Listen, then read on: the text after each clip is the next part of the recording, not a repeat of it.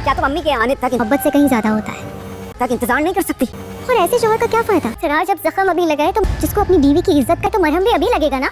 हमें जरार की मदद करनी होगी। उन्होंने तुम्हारे मुंह पे थप्पड़ मारा है। जो कुछ भी करना है ना भाभी, तो क्या जाके उनके मुंह पे थप्पड़ मारा जाए? बहुत जल्दी करना है। इज्जत का दर्जा मोहब्बत से कहीं ज्यादा, और ये सब कुछ आप करेंगे। अस्सलाम वालेकुम नाज़रीन, है ड्रामे की नेक्स्ट एपिसोड में देखेंगे कि जब से साइमा को थप्पड़ पड़ा उसने तो वबाल मचा दी है कि इफ़त भाभी की इतनी हिम्मत कैसे हुई थप्पड़ मारने की।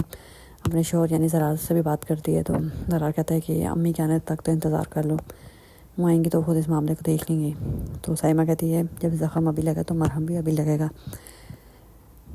उसके लिए मैं तो इंतज़ार नहीं कर सकती। तो ज़रार कहता है तो क्या चाहती है तुम, उन्होंने तुम्हारे मुंह पे थप्पड़ मारा है तो तुम भी जाकर उन्हें थप्पड़ मारना चाहती हो?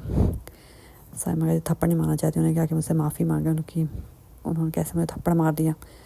लेकिन ज़रा उल्टा उसको साइमा को ही समझा रहा होता है कि गुस्से से काम ना लो, ठंडे दिमाग से काम लो। तो साइमा गुस्से से कमरे में से बाहर चली जाती है तो हया देखती है कि साइमा से गुस्से में और ज़रा से लड़के कमरे से बाहर निकली है तो उस मौके का फ़ायदा उठाती है और साइमा के पास चली जाती है। पहले साइमा और इफ़त को लड़ाया आपस में, अब साइमा और उसके शोहर को लड़ाने पे लगी हुई है। साइमा का दिल ख़राब कर रही है उसके शोहर से और कहती है कि रिश्ते में ना, मियाँ बीवी के रिश्ते में सबसे ज़्यादा अहम होता है इज़्ज़त, बाद में होती है मोहब्बत। इसलिए अभी तुम्हारी इज़्ज़त की बात है तो तुम उस पर डटी रहना, क्योंकि शोहर की जिम्मेदारी होती है कि बीवी की इज़्ज़त कराए। मतलब हया और जल्दी पे तेल फेंक देती है। तो साइमा भी अपनी बात पे अड़ जाती है और कहती है कि रिफ़त भाभी माफ़ी मांगेंगी तो मैं इस घर में रहूँगी, वरना मैं जा रही हूँ इस घर से। फिर हया जाती है रिफ़त के पास और उसको सारी सिचुएशन बताती है और कहती है हमें ना ज़रार की मदद करनी चाहिए। तो रिफ़त कहती है वो कैसे? तो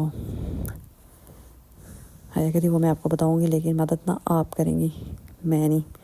मतलब इसमें भी रिफ़त को ही आगे कर रही है ताकि जो थोड़ी बहुत गुंजाइश बची है ना वो भी ना बचे और ज़रा भी रिफ़त भाभी के ख़िलाफ़ हो जाए ताकि सही आपस में लड़े।